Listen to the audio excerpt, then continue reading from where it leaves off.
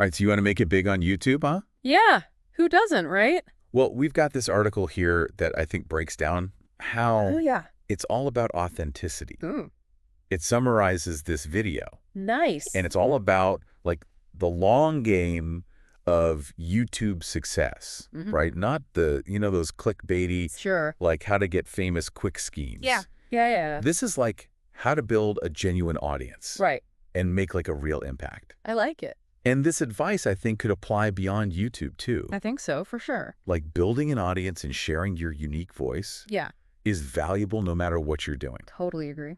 So one of the things this article talks about Okay. is this myth of just copying like your YouTube idols. Right. Like so many people when they're starting out, they're like, oh, Hmm. I want to be like Peter McKinnon. Yeah. I want to be like Mr. Beast. Sure. And they think if I can just do what they do, Yeah. then I'll be successful. Copy and paste. But the article calls this the imitation trap. Oh. And it says that it can actually really stifle your creativity. Yeah. Because you end up in this like identity crisis I can see that. where you're trying to be someone that you're not. So, like, you're essentially saying Yeah. that, when Yeah. you're first starting out, it's much better to be yourself Yes. than it is to try to be someone else. Yeah. To just sort of like see what's working for other people and be like, okay, I'm going to do that. Yeah. You know? Yeah. And the article actually uses the example of Mr. Beast Okay. as someone who didn't become a success by trying to be like Yeah. the next PewDiePie. You said makes sense. Like he brought his own crazy style Yeah. to YouTube, and that's what made him stand out. Totally. So yeah, it's like trying to fit into someone else's clothes. Yeah. It's just never going to feel right. Uh-huh.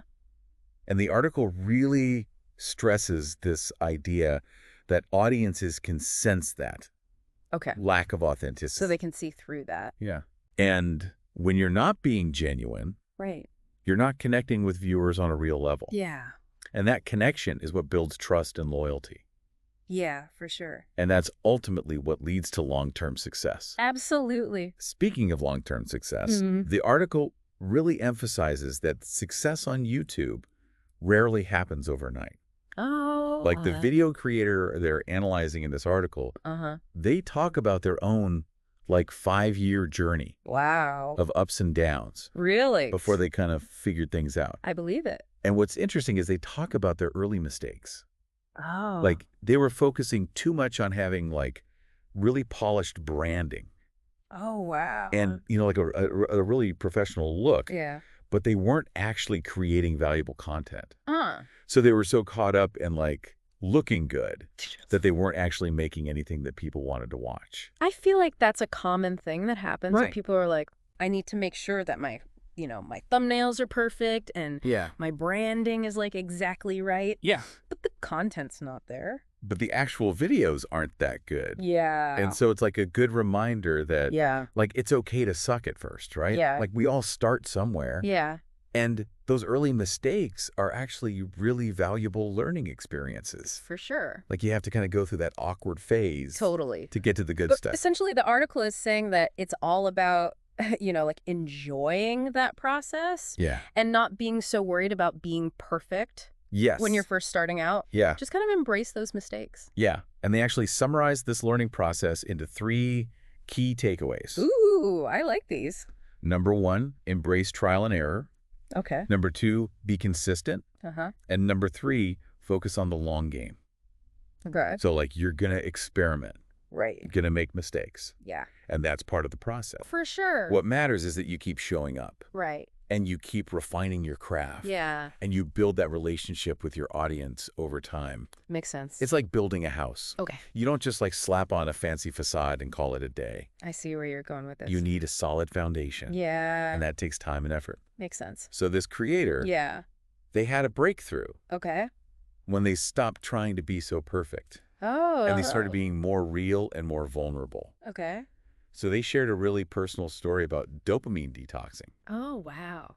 And it like resonated with viewers Interesting. in a way that none of their other more polished, perfect content ever did. Ah. And I think that's kind of what we were talking about earlier, right? Yeah. Like people don't really connect with perfection. Right. They connect with vulnerability. Makes sense. So it's like the more you're willing to share like your human experience, Yeah. your struggles, your triumphs, Yeah. the more relatable you're going to be. Totally. And the more you're going to build that authentic connection with your audience. That's a good point. And so the article highlights 2 key strategies Okay. for achieving this. All right. Number 1, focus on storytelling. Makes sense. And number 2, offer real value to your audience. Yeah. So it's about like giving more than you take. Right. Like Well, sharing something that's actually going to enrich their lives. yeah, Whether it's entertainment, knowledge, inspiration, or just like a good laugh. for sure. It's just about putting something positive out there. I like it. And the article also argues that as you build that connection with your audience, Yeah. you also build confidence. Oh, interesting. But it's not like this magical self-belief. Okay. It's like you're seeing evidence of your impact. So you're getting that feedback. Yeah, and you're seeing that people are engaging with your work. And that gives you confidence. Exactly. Makes sense. It's like a cycle. Yeah. You put yourself out there authentically. Right. You connect with people. Uh-huh. You see that you're making a difference. Yeah. And that fuels your confidence to keep going. So what you're saying is it's not just about, Yeah. oh, I'm so confident and that's why people like me. It's Yeah. like, no, it's the work It's the doing the work. that builds that confidence. Exactly. Makes sense. So it's a reminder to focus on the journey, Yeah. not just the destination. Right.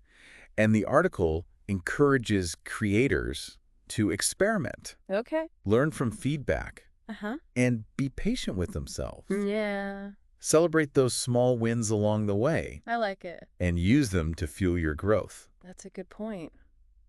So what do we kind of learn from this deep dive? I'm curious. It seems like authenticity, Yeah. persistence, Uh-huh. and providing value Yeah. are like the 3 pillars of building a successful presence on YouTube. I agree. It's not about hacks or tricks. Right. It's about being real, showing up consistently, Yeah. and offering something meaningful to your audience. Yeah. Really good advice. And the article kind of leaves us with this really powerful reminder. Okay. Carve your own path. Uh-huh. Embrace your individuality. Yeah. And let your content reflect your values and your vision. That's awesome. And that's actually a really good question to ponder. Okay. What story or experience could you share authentically Yeah. that might resonate with an audience? Oh, that's deep.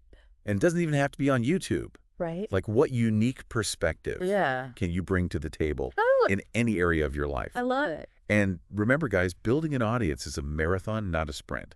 Very true. So enjoy the journey. Yeah. Embrace the challenges. Totally. And never stop learning. Couldn't have said it better myself. Thanks for joining me. Thanks for having me. This was fun. Yeah, it was. All right, see ya.